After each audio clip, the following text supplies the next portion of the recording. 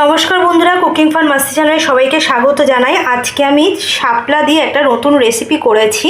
তো সেটা হলো সর্ষে পোস্ত দিয়ে শাপলা। তো রেসিপিটা পুরো দেখতে থাকো, আশা করি তোমাদের ভালো লাগবে। পুরো ভিডিওটা দেখার জন্য অনুরোধ রইল।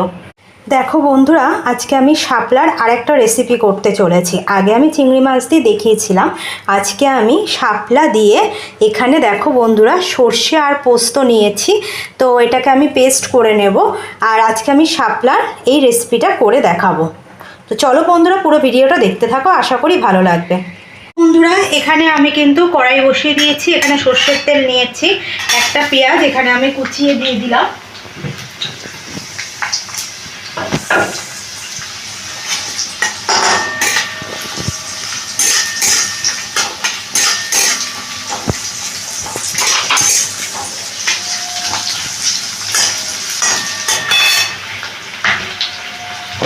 একটু রসুন বাটা দিলাম,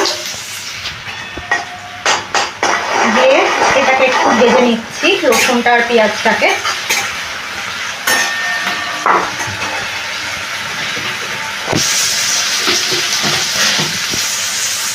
একটা শুকনো লঙ্কা দিলাম,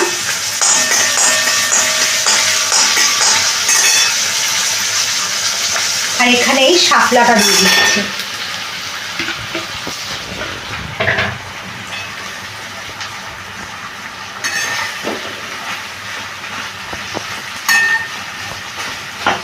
এইবারে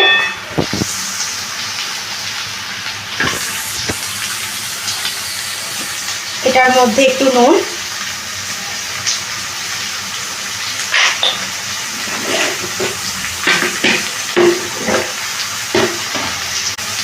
আর একটু হলুদ দিয়ে দিলাম।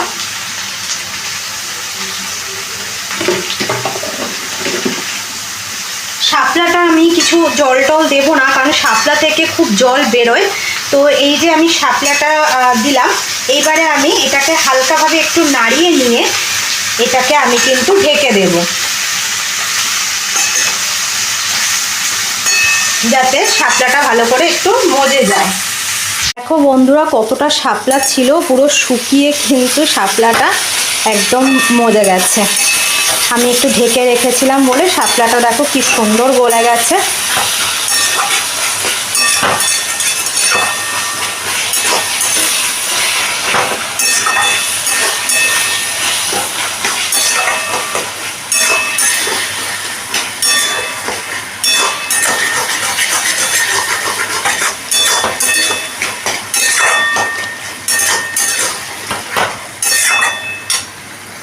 বন্ধুরা, এটা কিন্তু আমার ভালো সেদ্ধ হয়ে গেছে। এবারে এখানে এই পোস্ত আর সর্ষে যেটা বেটে রেখেছি এটা আমি দিয়ে দিলাম।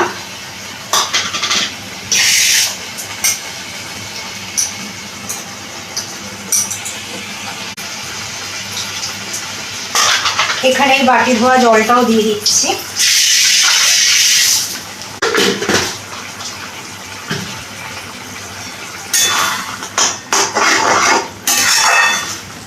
বন্ধুরা, এই সর্ষে পোস্ত দিয়ে শাপলার রেসিপিটা তোমরা একবার হলেও বাড়িতে বানিয়ে খেয়ে দেখবে, খুব ভালো হয় খেতে।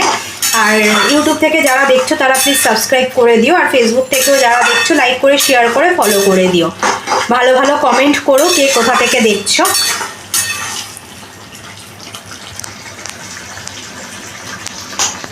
বন্ধুরা, রেসিপিটা আমার অলমোস্ট একদম কমপ্লিট হয়ে গেছে। বন্ধুরা, এটা আমি এবার নামিয়ে নিচ্ছি।